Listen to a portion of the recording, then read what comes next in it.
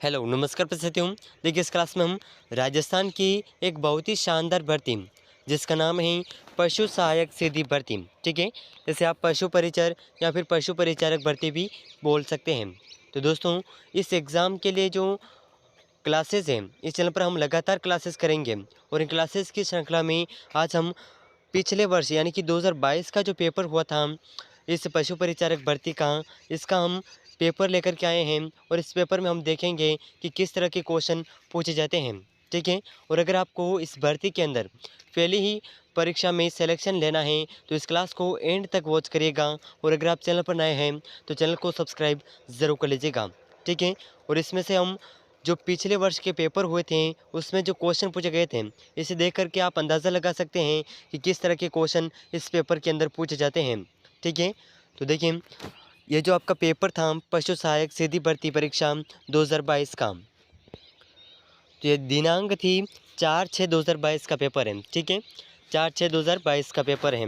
तो आपके जो टोटल प्रश्न हैं, ठीक है, टोटल प्रश्न होंगे आपके 120 प्रश्न पूछे जाते हैं इसमें। ठीक है, 120 प्रश्न इस भर्ती के अंदर पूछे जाते हैं और इसका जो नंबर है ये आपके 120 पूर्णांक का है, यानी कि जित एक प्रश्न एक नंबर का है। ठीक है, और ये समय जो है आपका 2 घंटे का समय रहने वाला है। तो देखिए इस तरह का पेपर पिछले वर्ष में पूछा गया था, तो अब आप देख सकते हैं कि इसमें किस तरह के क्वेश्चन पूछे जाते हैं। ये सामान्य निर्देश हैं जिन्हें आप परीक्षा के टाइम पढ़ सकते हैं। ठीक है, तो देखिए यहाँ पर जो क्वेश्चन नंबर 1 था इस तरह के पूछा गया था। यहाँ पर आप देख पा रहे होंगे पार्ट 1। ठीक है, भाग ए। तो यहाँ पर जो क्वेश्चन नंबर 1 पूछा गया था वो कुछ इस तरह से देखने को मिला था। ठीक है, और ये प्रश्न आपके आने वाले एग्ज़ाम के लिए भी बहुत ही महत्वपूर्ण है क्योंकि इसमें अधिकांश ऐसे प्रश्न होते हैं जो बार बार रिपीट होते हैं। ठीक है, तो देखिए क्वेश्चन नंबर 1 था, बेराट जयपुर के पास भीम जी की डोंगरी के तल पर 2 शिलालेख, जो बेराट शिलालेख और लघु शिलालेख की खोज की गई। तो दोस्तों ये शिलालेख किसके हैं? ठीक है, तो इसके जो ऑप्शन हैं, option 1 Chalukya, option 2 Mughal, option 3 Ashok, option 4 Rathore. तो दोस्तों अगर आपको इन प्रश्नों का आंसर पहले से आता है तो साथ ही साथ कमेंट ज़रूर करते रहिएगा। ठीक है, तो इस प्रश्न का जो सही आंसर है, बेराट जयपुर के पास भीमजी की डोंगरी के तल पर 2 शिलालेख मिले। ठीक है, तो ये दोनों शिलालेख किसके हैं? अशोक के। ठीक है, तो ऑप्शन सी इस प्रश्न का बिल्कुल करेक्ट आंसर हो जाएगा। ठीक है, और आपके इस क्लास के एंड में बताइएगा कि आपके कितने प्रश्न सही होते हैं। ठीक है, तो देखिए नेक्स्ट क्वेश्चन, अगला क्वेश्चन देखते हैं। नेक्स्ट क्वेश्चन इस तरह से देखने को मिला था, यहाँ पर आप देख पा रहे हैं क्वेश्चन नंबर 2। ठीक है, लोनी घाटी डिडवाना बूढ़ा पुष्कर के आसपास स्थित एक महत्वपूर्ण स्थल है। ठीक है, यह निम्नलिखित में से किस युग से संबंधित है? तो देखिए प्रश्न को ध्यान से पढ़ना है। ठीक है, पशु परिचारक के अंदर प्रश्न पूछा गया है, इसे आप ध्यान से पढ़िएगा क्योंकि आने वाले एग्जाम के लिए ऐसे प्रश्न आपको अधिकांश देखने को मिलेंगे। ठीक है, तो लोनी घाटी डिडवाना बूढ़ा पुष्कर के आसपास स्थित एक महत्वपूर्ण स्थल है। यह निम्नलिखित में से किस युग से संबंधित है?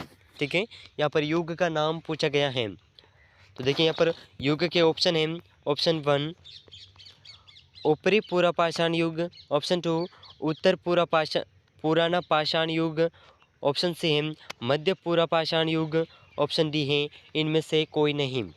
तो देखिए इस प्रश्न का जो अपना सही आंसर है, ठीक है, इस प्रश्न का सही आंसर हो जाएगा ऑप्शन सी।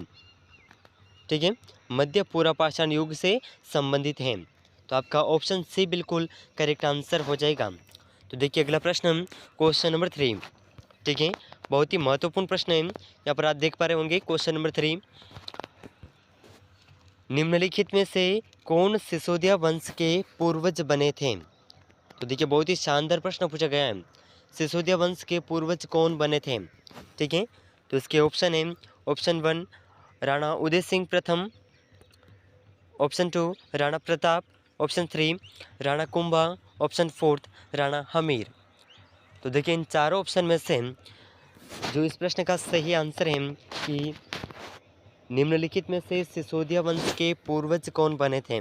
ठीक है, सबसे पहले जो सिसोदिया वंश का शासक था ये शासक थे राणा हमीर। ठीक है, तो इस प्रश्न का ऑप्शन डी बिल्कुल करेक्ट आंसर हो जाएगा, ऑप्शन डी। तो दोस्तों आपका कौन सा सही आंसर है कमेंट ज़रूर करते रहिएगा, ठीक है। और ये प्रश्न राजस्थान के जो पशु परिचारक भर्ती हैं या फिर आप देख लीजिए कि जिस भी एग्ज़ाम में राजस्थान जीके पूछा जाता है उन परीक्षाओं के लिए प्रश्न बहुत ही महत्वपूर्ण है, चाहे बीएसटीसी हो, सीटी हो, आरएस प्री एग्ज़ाम हो, पशु परिचारक हो, एलडीसी हो, उन सभी प्रतियोगी परीक्षाओं के लिए ये प्रश्न बहुत ही हेल्पफुल साबित होंगे, ठीक है। तो देखिए अगला प्रश्न अपना क्वेश्चन नंबर 4, ठीक है। क्वेश्चन नंबर 4 देखते हैं। तो देखिए इस तरह से क्वेश्चन नंबर 4 पूछा गया था कि दिवेर की लड़ाई के बीच लड़ी गई थी। तो यहाँ पर रिक्त स्थान पूछा गया है, ठीक है। दिवेर की लड़ाई किसके बीच लड़ी गई थी? तो यहाँ पर शासकों के नाम पूछे गए हैं, ठीक है। तो यहाँ पर ऑप्शन है अमर सिंह प्रथम और जहांगीर के बीच में, ऑप्शन 2 जय सिंह और औरंगजेब के बीच में, ऑप्शन 3 राणा प्रताप और अकबर के बीच में, ऑप्शन डी है उदय सिंह द्वितीय और अकबर के बीच में। तो इन चारों ऑप्शन में से इस प्रश्न का जो सही आंसर है दिवेर की लड़ाई महाराणा प्रताप और अकबर के बीच में लड़ी गई थी, ठीक है। तो इसका ऑप्शन 3 बिल्कुल सही आंसर हो जाएगा। हालांकि इसमें अकबर और महाराणा प्रताप आमने सामने नहीं थे। महाराणा प्रताप ने अकबर के कुछ शासक थे जो अलग अलग रियासत संभालते थे उनसे युद्ध किया था, ठीक है। तो इस प्रश्न का ऑप्शन सी बिल्कुल करेक्ट आंसर हो जाएगा। तो देखिए अगला प्रश्न क्वेश्चन नंबर 5। तो इस तरह से क्वेश्चन नंबर 5 पूछा गया था सवाई माधोपुर के शिवाड़ गांव में स्थित घुश्मेश्वर मंदिर भगवान शिव का ज्योतिर्लिंग है। तो देखिए सवाई माधोपुर के एक शिवाड़ गांव है, ठीक है। उस गांव में घुश्मेश्वर महादेव का मंदिर है, ठीक है। तो ये मंदिर महादेव का कौन सा ज्योतिर्लिंग है यह पूछा गया, ठीक है। तो ये ज्योतिर्लिंग कौन सा है? तो इसके ऑप्शन है ऑप्शन 1 9वां ज्योतिर्लिंग, ऑप्शन 2 10वां ज्योतिर्लिंग, ऑप्शन 3 11वां ज्योतिर्लिंग, ऑप्शन 4 है 12वां ज्योतिर्लिंग। तो देखिए इन चारों ऑप्शन में से इस प्रश्न का जो सही आंसर है, ठीक है, सवाई माधोपुर के शिवाड़ गांव में स्थित घुश्मेश्वर मंदिर भगवान शिव का 12वां ज्योतिर्लिंग है, ठीक है। यह रिक्त स्थान के, यह जो रिक्त स्थान है यहाँ पर आएगा 12वां ज्योतिर्लिंग, ठीक है। तो इस प्रश्न का ऑप्शन डी बिल्कुल करेक्ट आंसर हो जाएगा। तो इसी तरह के क्वेश्चन पूछे जाते हैं, बहुत ही सिंपल क्वेश्चन, ठीक है। तो देखिए अगला प्रश्न क्वेश्चन नंबर 6, ठीक है। क्वेश्चन नंबर 6 इस तरह से पूछा गया था कि बूंदी के तारागढ़ किले का निर्माण यहाँ पर रिक्त स्थान द्वारा किया गया था।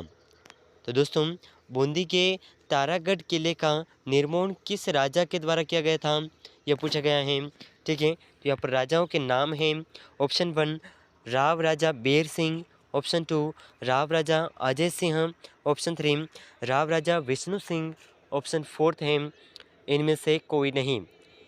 तो इस प्रश्न का जो सही आंसर है, ठीक है, सही आंसर, ये सही आंसर हो जाएगा ऑप्शन 1 राव राजा बेर सिंह द्वारा बूंदी के तारागढ़ किले का निर्माण करवाया गया था, ठीक है। तो इस प्रश्न का ऑप्शन 1 बिल्कुल करेक्ट आंसर हो जाएगा, ठीक है। और देखिए इस पेपर की अगर आपको पूरी पीडीएफ चाहिए, ठीक है, तो पीडीएफ के लिए आप हमें इस नंबर व्हाट्सएप नंबर पर एसएमएस करिएगा, ठीक है, मैसेज करिएगा। तो ये नंबर इस प्रकार है 85 29 24 81 70, ठीक है, 85 29 24 81 70। इस नंबर पर आप हमें व्हाट्सएप पर एसएमएस करिएगा और डिस्क्रिप्शन में व्हाट्सएप ग्रुप का लिंक है, तो वहाँ से भी आप डायरेक्ट ज्वाइन कर सकते हैं।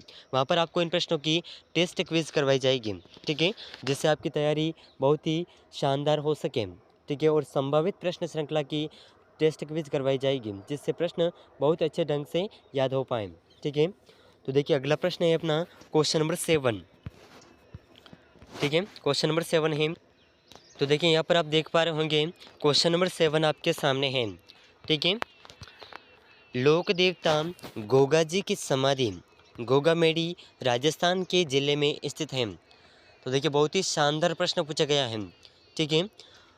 लोक देवता गोगा जी की समाधि गोगामेड़ी राजस्थान के कौन से ज़िले में स्थित है, ये प्रश्न पूछा गया है, ठीक है।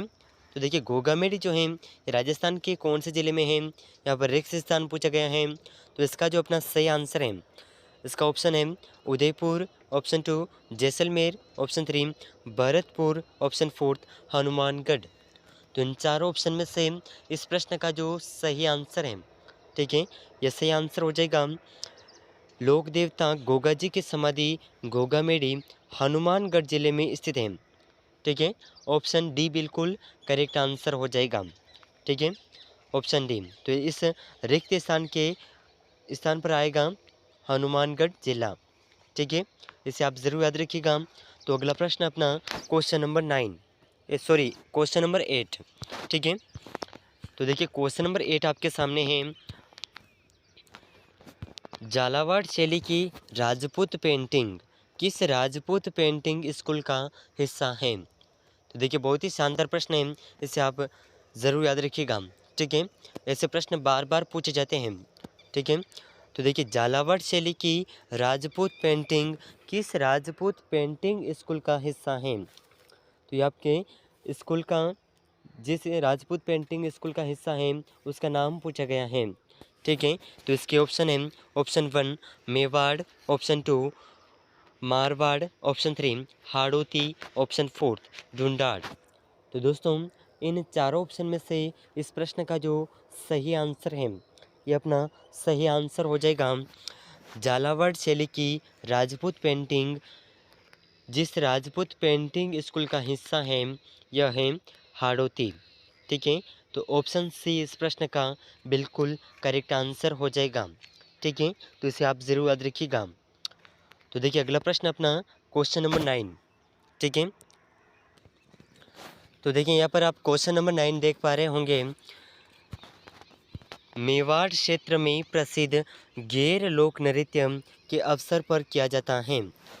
तो देखिए रिक्त स्थान क्वेश्चन पूछा गया है। ठीक है, तो इसे आपको याद ज़रूर रखना है क्योंकि बहुत ही महत्वपूर्ण प्रश्न है। और अब तक जो एग्ज़ाम हुए हैं, चाहे बीएसटीसी का हो, एलडीसी का हो, सीटी का हो, या फिर राजस्थान पुलिस कांस्टेबल हो, पशु परिचारक एग्ज़ाम हो, उसमें प्रश्न बार बार पूछा जाता है। ठीक है, तो इसे आप विशेष रूप से ज़रूर याद रखिएगा। तो देखिए क्वेश्चन इस प्रकार हैं कि मेवाड़ क्षेत्र में प्रसिद्ध गैर लोक नृत्य किस अवसर पर किया जाता है? ठीक है, कौन से त्यौहार के अवसर पर किया जाता है? यहाँ पर त्योहारों के नाम हैं बच्चे के जन्म के उत्सव पर, होली के अवसर पर, विवाह के अवसर पर, या फिर मानसून के अवसर पर। तो इन चारों ऑप्शन में से मेवाड़ क्षेत्र में प्रसिद्ध गैर लोक नृत्य जो हैं यह होली के अवसर पर किया जाता है। ठीक है, होली के अवसर पर। तो इस प्रश्न का ऑप्शन बी बिल्कुल करेक्ट आंसर हो जाएगा। ठीक है, तो इसे आप ज़रूर याद रखिएगा। ऑप्शन बी इस प्रश्न का बिल्कुल सही आंसर है।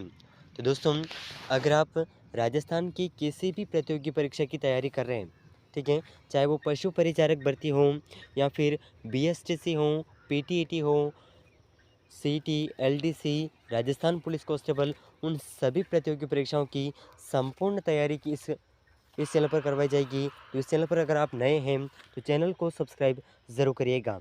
ठीक है, तो देखिए अगला जो अपना क्वेश्चन है क्वेश्चन नंबर 10। ठीक है, इस प्रकार है।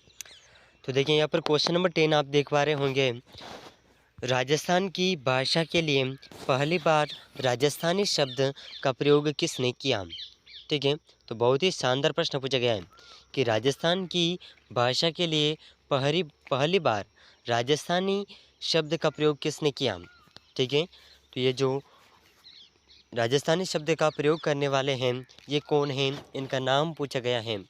ठीक है, तो इसके ऑप्शन हैं option 1 Kavi Kaushal, option 2 George Abraham Grayson, option 3 है सूर्यमल मिश्रण, ऑप्शन 4 है जेम्स टोड। तो देखिए इस चारों ऑप्शन में से इस प्रश्न का जो सही आंसर है, ये सही आंसर हो जाएगा राजस्थान की भाषा के लिए पहली बार राजस्थानी शब्द प्रयोग करने वाले हैं जॉर्ज अब्राहम ग्रियसन। ठीक है, तो इस प्रश्न का ऑप्शन 2 बिल्कुल करेक्ट आंसर हो जाएगा। ठीक है, तो दोस्तों आज के इस क्लास में हमने पशु परिचारक भर्ती के लिए जो पिछले वर्ष यानी कि 2022 में जो पेपर हुआ था उस पेपर का कुछ प्रश्न देखे हैं जो प्रश्न आपके आने वाले एग्ज़ाम के लिए बहुत ही हेल्पफुल साबित होंगे। ठीक है, तो इन सभी प्रश्नों में से आपके कितने प्रश्न सही हुए हैं हमें कमेंट में ज़रूर बताइएगा। और साथ ही साथ अगर आप चैनल पर नए हैं तो चैनल को सब्सक्राइब ज़रूर करिएगा और इस क्लास को अपने दोस्तों के साथ शेयर ज़रूर करिएगा। ठीक है, और दोस्तों अगर आप इन प्रश्नों का टेस्ट क्विज़ करना चाहते हैं, ठीक है, इन प्रश्नों में से कितने प्रश्न आपको याद हुए हैं इनका आप आंकलन करना चाहते हैं, तो डिस्क्रिप्शन में व्हाट्सएप ग्रुप का लिंक है, वहाँ से व्हाट्सएप ग्रुप को ज्वाइन कर लीजिएगा। वहाँ पर आपको टेस्ट क्विज़ करवाई जाती हैं। जो भी क्लास करेंगे हम रोज़ाना उस क्लास के टेस्ट क्विज़ करवाई जाती हैं, तो उस क्विज़ के माध्यम से आप अपनी योग्यता का आंकलन कर सकते हैं। ठीक है, वहाँ पर आपको स्कोर भी देखने को मिलेगा। तो दोस्तों उम्मीद करते हैं कि ये क्लास आपके लिए बहुत ही हेल्पफुल साबित रहेगी। ठीक है, और दोस्तों पशु परिचारक भर्ती और राजस्थान की सभी प्रतियोगी परीक्षाओं के लिए इस चैनल पर संपूर्ण तैयारी करवाई जाएगी। तो अगर आप चैनल पर नए हैं तो चैनल को सब्सक्राइब ज़रूर करिएगा। तो मिलते हैं अगले महत्वपूर्ण प्रश्नों के साथ में, तब तक के लिए जय हिंद, जय भारत।